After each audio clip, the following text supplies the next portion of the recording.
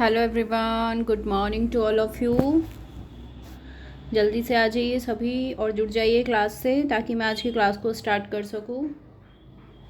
देखो, last video में हमने कवर कर लिए थे 28 तक के क्वेश्चन, है ना। और हमारा लास्ट क्वेश्चन था कि न्यूटन के नियमों को बताइए, जो कि इसमें पूरा डिटेल में नहीं लिखा हुआ है राजन में। तो मैंने आपको कहा था कि इसको मैंने बताया था आपको, तीनों लॉज मैंने एक्सप्लेन किए थे पूरे पूरे। ठीक है, तो न्यूटन के तीनों नियम आपको प्रॉपर लैंग्वेज में लिखने हैं, उसके बाद उसका एग्जाम्पल देना है। बेसिकली वैसे तो 2 मार्क्स का आपका मैक्सिमम जो होता है क्वेश्चन 2 मार्क्स का ही होता है। तो उसमें आप एक बात बताइए, कितना लिखेंगे? 2-4 पेज थोड़ी ना लिख के आएंगे। तो तीनों लॉ आप दे देंगे अगर बिल्कुल सिंपल और क्लियर लैंग्वेज में, तो उतना ही इनफ है। ठीक है, एक्सप्लेन किया है मैंने लास्ट वीडियो में। अगर किसी ने अभी तक वो वीडियो वॉच नहीं की है तो जा कर के प्रीवियस वीडियोस वॉच कर लेना प्लेलिस्ट में। ठीक है, डीएलएड फर्स्ट सेमेस्टर की आपकी साइंस की प्लेलिस्ट है, उसमें जाके आप वॉच कर सकते हैं। चलिए फिर आज की क्लास को स्टार्ट कर लेते हैं। जल्दी से शेयर कर दीजिए सभी दोस्तों में ताकि सभी की हेल्प हो सके। सभी बच्चे शेयर कीजिए। और अभी तक अगर किसी ने चैनल को सब्सक्राइब नहीं किया है तो ज़रूर सब्सक्राइब कर लेना, आने वाली हर एक वीडियो आपके लिए इम्पोर्टेंट रहेगी। चलिए फिर आज का हमारा क्वेश्चन है क्वेश्चन नंबर 29। मानक सेकंड क्या होता है, इसको स्पष्ट कीजिए। तो मापन की समस्त पद्धतियों में समय का मानक मात्रक जो है वो सेकंड को माना गया है। ठीक है, जैसे कि लंबाई का मानक मात्रक क्या माना जाता है? मीटर। ऐसे ही समय का मानक मात्रक क्या माना गया है? सेकंड। तो इसको हम एस से डिनोट करते हैं। ठीक है, आधुनिकतम परिभाषा के अनुसार एसआई में मानक सेकंड की परिभाषा निम्नलिखित है। देखो, एसआई पद्धति में मानक सेकंड की जो डेफिनेशन है वो ये है कि जो वास्तव में सन 1967 से अभी तक चली आ रही है। मानक सेकंड वह समय अंतराल है जिसमें परमाणु घड़ी में सीजियम 133 परमाणु और 91, 92, 631, 770 कंपन पूर्ण करता है। इससे पूर्व सेकंड को सौर दिवस के पदों में परिभाषित किया गया था। जब किसी स्थान पर सूर्य अधिकतम ऊंचाई पर होता है तो उस क्षण को उस स्थान का मध्याह्न या दोपहर कहते हैं। अन्य शब्दों में मध्याह्न से दूसरे मध्याह्न तक के समय को एक सोलर दिवस या सोलर डे कहते हैं। पृथ्वी अपनी धुरी पर पूरा एक चक्कर एक सौर दिवस में लगाती है। इस सौर दिवस का मान दिन प्रतिदिन बढ़ता रहता है, अर्थात ये पूरे वर्ष एक समान नहीं रहता। अतः एक वर्ष में समस्त सौर दिवसों का औसत मान माध्य और सौर दिवस कहलाता है। इसे माध्य और दिवस के 86400 वे भाग को 1 सेकंड कहते हैं। ठीक है, क्लियर है भाई? इसमें है देखो 86,400। ठीक है, हाँ, ये जो 1 सेकंड है हमारा वो है 1 माध्य सौर दिवस अपॉन 86,400। ठीक है भाई, ये तो बात हो गई है मानक सेकंड की। चलिए नेक्स्ट क्वेश्चन पर चलते हैं। ज़्यादा इम्पोर्टेंट नहीं है ये क्वेश्चन जो भी मैंने आपको कराया मानक सेकंड। आपको उसमें अगर आता भी है तो सिर्फ वही लिखना है कि जैसे मानक क्या होता है हमारा, कि मापन की ऐसी पद्धति होती है जिसमें समय का जो मानक मात्रक है वो सेकंड को माना गया है, लंबाई का मात्रक मीटर को माना गया है। ठीक है, और जो एक डेफिनेशन दे रखी है एसआई पद्धति में वो आपको लिखनी है बस। नेक्स्ट है आपका क्वेश्चन नंबर 30। अमरबेल, सिंघाड़ा और आर्किड में किस किस प्रकार की जड़ें सहारा देने वाली होती है और वो किस प्रकार एक दूसरे से भिन्न है? तो अमरबेल जो है वो एक परजीवी पौधा है, मतलब पैरासाइट, जो अपना आहार चूषक जड़ों के द्वारा अपने आधार पौधे से ग्रहण करता है। अब देखो, परजीवी क्या होता है? पैरासाइट, जो किसी दूसरे पौधे पर रहकर अपना भोजन लेते हैं। नेक्स्ट है फिर सिंघाड़ा। सिंघाड़े की जो जड़ होती है वो प्रकाश संश्लेषी होती है, जो पानी के पास घनी और हरी होकर फैलती रहती है। नेक्स्ट है फिर आर्किड। इसकी जो जड़ें हैं वो वायु में लटककर अपनी स्पंजी शिरों द्वारा जलवाष्प अवशोषित करके पौधों की जल आपूर्ति करती है। इन्हें वायुव्य या फिर आर्द्रता ग्राही जड़ें भी कहा जाता है। नेक्स्ट क्वेश्चन है आपका क्वेश्चन नंबर 31। गति किसे कहते हैं? गति के कौन कौन से नियम हैं? तो गति किसे कहा जाता है? जब समय के साथ किसी वस्तु या उसके किसी भाग की स्थिति में परिवर्तन होता रहता है तो वह वस्तु गति में होती है। इसके विपरीत यदि समय के साथ कोई वस्तु उसके किसी भाग में परिवर्तन नहीं होता है तो वो वस्तु विरामावस्था में कहलाती है। न्यूटन के जो गति विषयक नियम हैं, 3 नियम हैं, ठीक है। तीनों नियम आपको करने हैं। देखो इसमें पूछा गया है कि गति के कौन कौन से नियम हैं, तो वो भी आपको इसमें बताने हैं। अगर किसी को हेल्प चाहिए इस चीज़ के लिए तो मैं आपको वो नियम बता दूंगी या लिखवा दूंगी, ठीक है। कमेंट बॉक्स में आप मुझे बता देना, ठीक है भाई।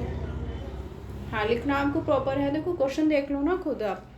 गति किसे कहते हैं ये तो हमारा हो गया। अब गति के नियम कौन कौन से हैं? तो न्यूटन ने ही तो दिए हैं 3 नियम, गति विषयक नियम, तो वो तीनों भी आपको लिखने हैं इसमें ज़रूर।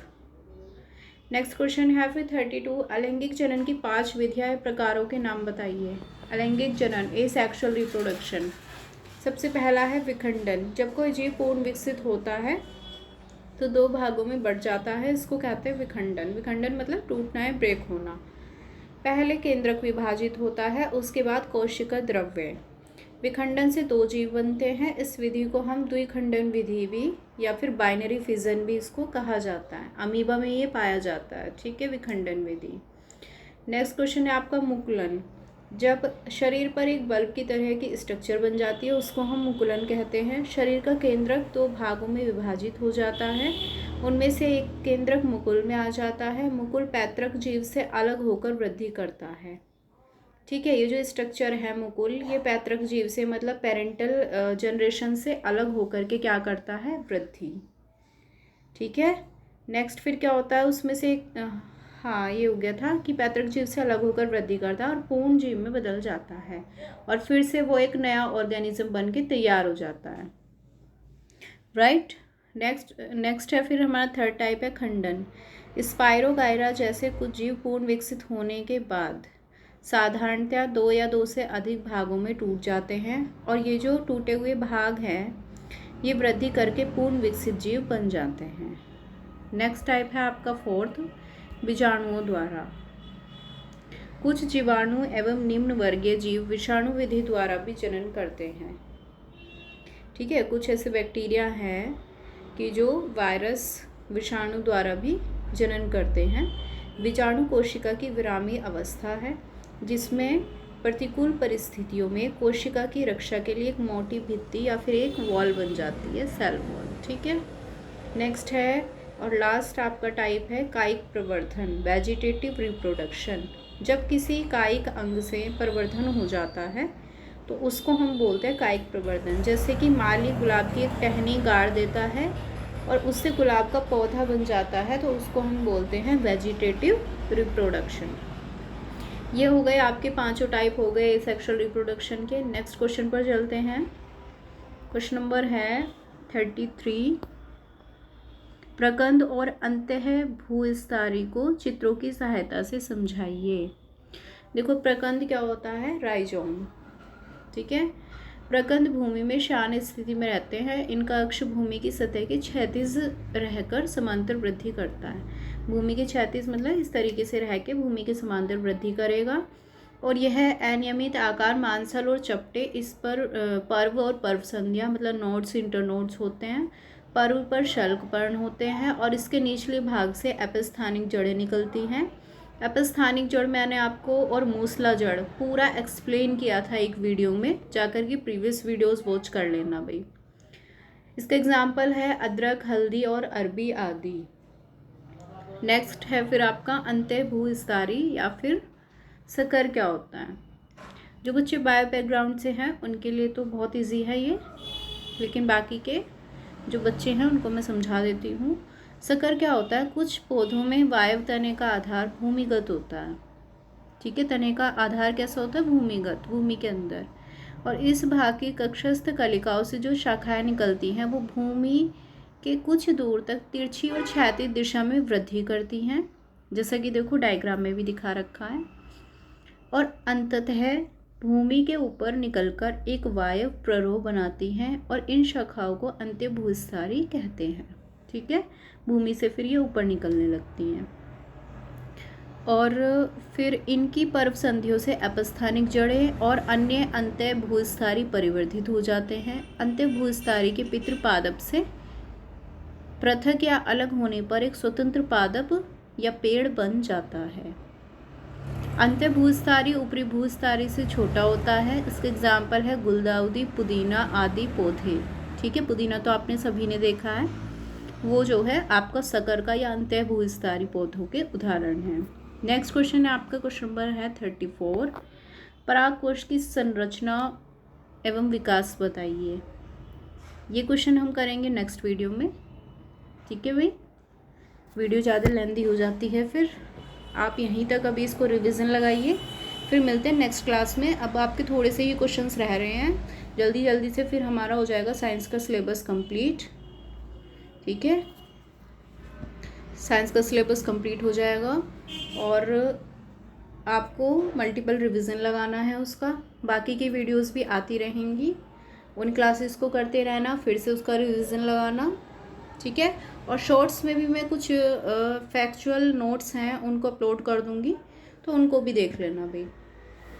और अगर किसी बच्चे को असाइनमेंट में TLM में कोई प्रॉब्लम है तो वो भी मुझसे कमेंट बॉक्स में कमेंट करके पूछ सकता है।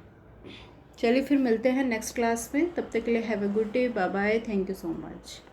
भाई सब्सक्राइब ज़रूर कर लेना अगर किसी ने सब्सक्राइब नहीं किया है। टाइमली नोटिफिकेशन आपको तभी मिलेगी तब आप लोग सब्सक्राइब कर लेंगे। ओके,